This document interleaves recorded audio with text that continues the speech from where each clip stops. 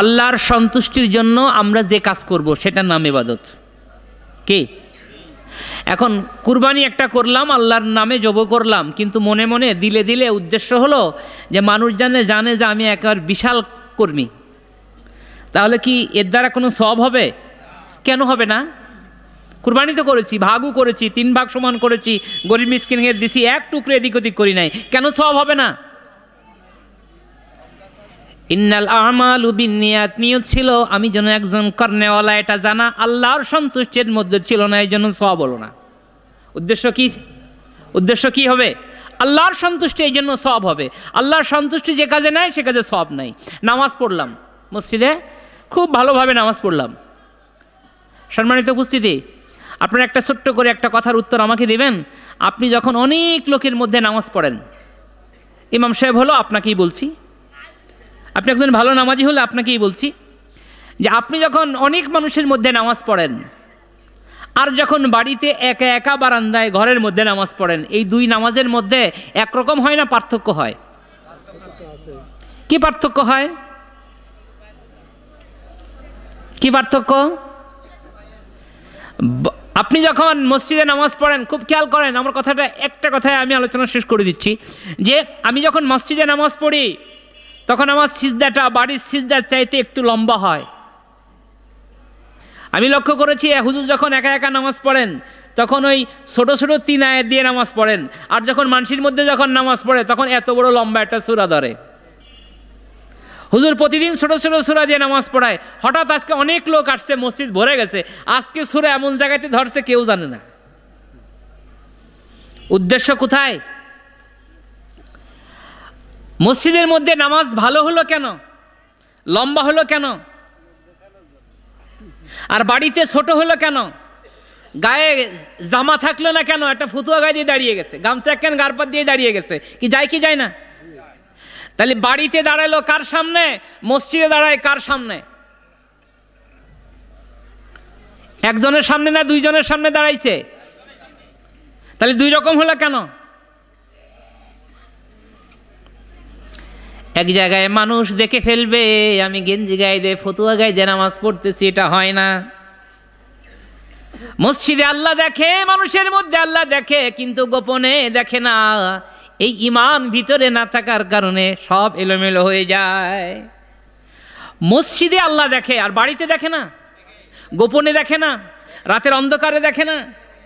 তাহলে মানুষের সামনে আমি ভালো মানুষ, গোপনে অন্ধকারে আমার মতো দুশ্চরিত্র হয় না, তাহলে আমার ঈমান আছে, আল্লাহর বিশ্বাস। আল্লাহ শুধু দিনেই দেখে, গোপনে দেখে না, রাতে দেখে না, নাকি? কি মনে হয়?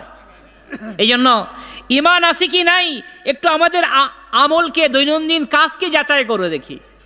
আচ্ছা, এই যে লোকজনের সামনে আমার আমল, নামাজ ইত্যাদি যে একটু পরিবর্তন হয়, ওর উদ্দেশ্য কি? মানুষ যেন আমাকে একটু কি করে, উদ্দেশ্য আমার জন্য। এটা হলো রিয়া। এটার নাম কি? এটা আল্লাহর জন্য হয় না, আমার নিজের জন্য হয়। এর মধ্যে সুনাম আছে অথবা বদনামের ভয় আছে। সুনামের আশায়, বদনামের ভয়ে যদি কেউ কোনো ইবাদত, নামাজ, রোজা, জাকাত, হজ ইত্যাদি যাই করে, 1 জাররা সওয়াব দেওয়া হবে না। কালকে আমাদের জবাবদিহি করা হবে, বান্দা কাজটা ছিল আমার কাজের সময় অন্যরে ঢুকাইছো কেন? যে মালিকের কাজ করছেন আপনি, সেই মালিকের কাজের মধ্যে অন্য মালিকের যদি কাজ ঢুকায় দেন, তাহলে মালিক পয়সা দেবে না পাদানি দেবে? কোনটা দেবে?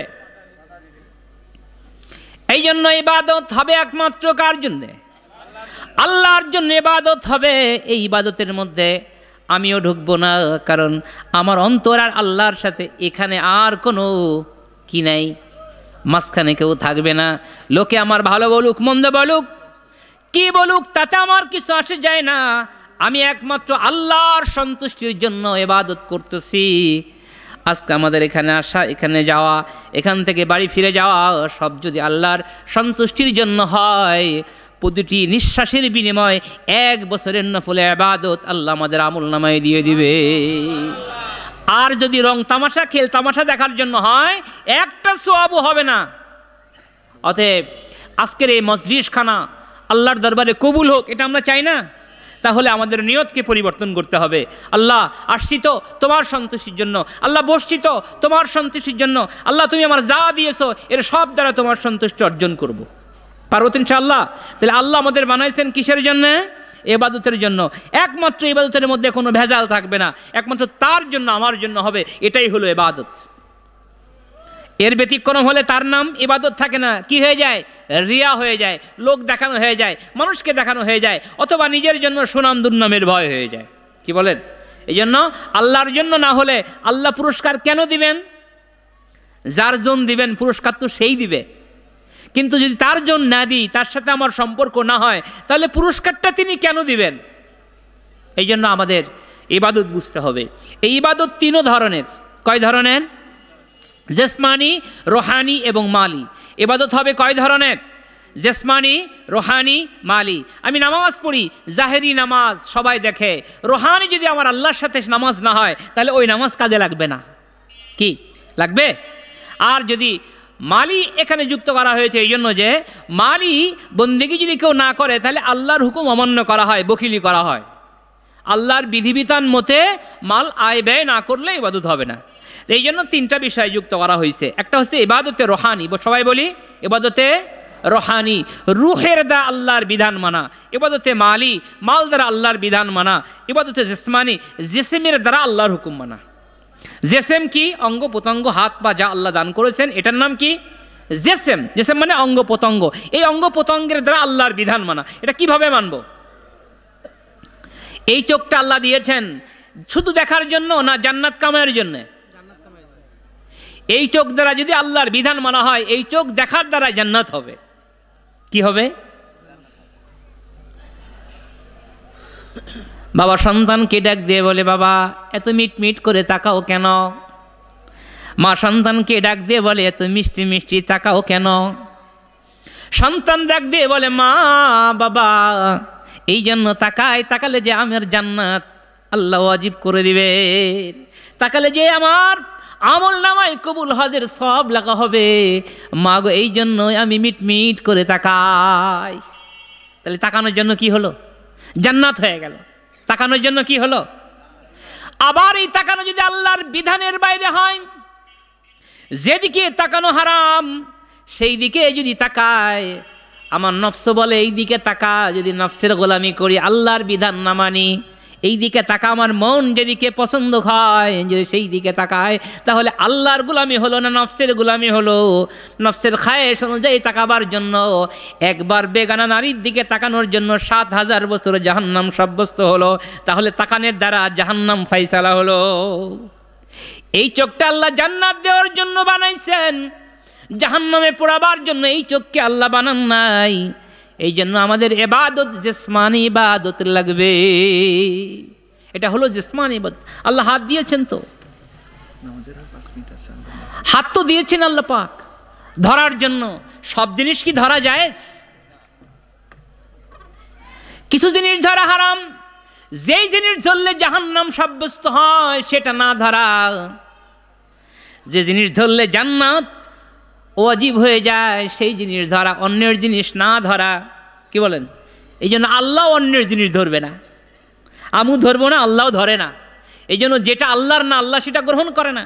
এই জন্য আমরা সব কিছু আল্লাহর জন্য করব। কি বলেন? আল্লাহর জন্য যদি হয়, আল্লাহ তার বিনিময়ে আমাদেরকে ওয়াদা করেছেন, ফাদখুলি ফি ইবাদি ওয়াদখুলি জান্নাতি। ইবাদতের বিনিময়ে আমি তোমাকে জান্নাত দিয়ে দিব। তাই জন্য ইনশাআল্লাহ আজিজ, আজকের এই মাহফিল থেকে আমরা লক্ষ্য এবং উদ্দেশ্য, আজকে আমাদের মাহফিলের প্রধান আলোচ্য বিষয় হলো, যারা ওলামায়ে কেরামগণ আলোচনা করবেন তাদের বিষয় আগে থেকেই বলে দেওয়া হয়েছে যে আউযুবিল্লাহ, শয়তানের থেকে পানাহ চাইতে হবে। এর প্রণালী কি, বাঁচার উপায় কি, শয়তানের রাস্তা কি, শয়তানের পরিচয় কি, শয়তান কত প্রকার, কি কি, কোন জাতীয় শয়তান থেকে কিভাবে বাঁচতে হবে। আমরা যারা মাহফিলে আসছি, আমাদের প্রধান শত্রু ইবলিস, তাই না? সে কি আমাদের সাথে আসছে না থুয়াইছি বাড়ি? আরে আমি মাহফিলে যে তুই বাড়ি থাক, এরকম। ও এখানে, ও জানে এই লোকটা যেখানে যায় সেখানে যে যদি একটা ভালো কথা শুনে যদি আমার পরিচয় পেয়ে যদি জান্নাতি হয়ে যায়, তাহলে আমার সব জীবনের সাধনা বরবাদ। অথবা আমি এখন থেকে তোমার পিছনে আদা জল খেয়ে লাগলাম, আমি তোমাকে ভালো কথা শুনতে দেব না, আমি বুঝতেও দেব না। ওইদিকে হুজুর ওয়াজ করবে আর তোমার মনের মধ্যে কুটকুটি দিব যে তোর বাড়ি গরু রয়েছে, সেনে কি হইলো, তোর গোয়ালির তালা নেই কি দেখে হয়ে যাবে না, তাড়াতাড়ি কাটিয়ে পর। গোয়াল সাথে যাবে? বাড়িতে অসুস্থ রুগী তো আসছিস, ওটা তো দেখবে, এটা ওর হক নেই। আমি যদি জাহান্নামী হই, এই হক কোথায় যাবে?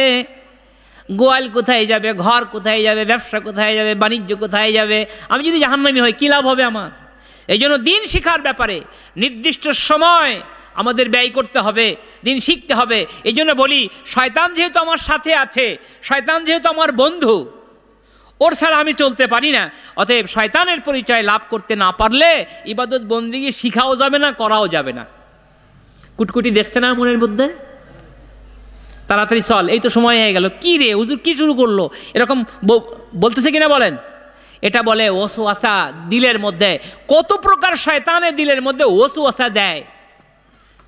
জুম্মার সময় মসজিদে বলতেছিলাম, বরফের আব্দুল কাদের জিলানীকে বলা হচ্ছে যে তোর এলেম ছিল বলে তুই বেঁচে গেলি, মনে আছে? এইটুকু বলছিলাম না, এরপর আর বলার সুযোগ হয়নি।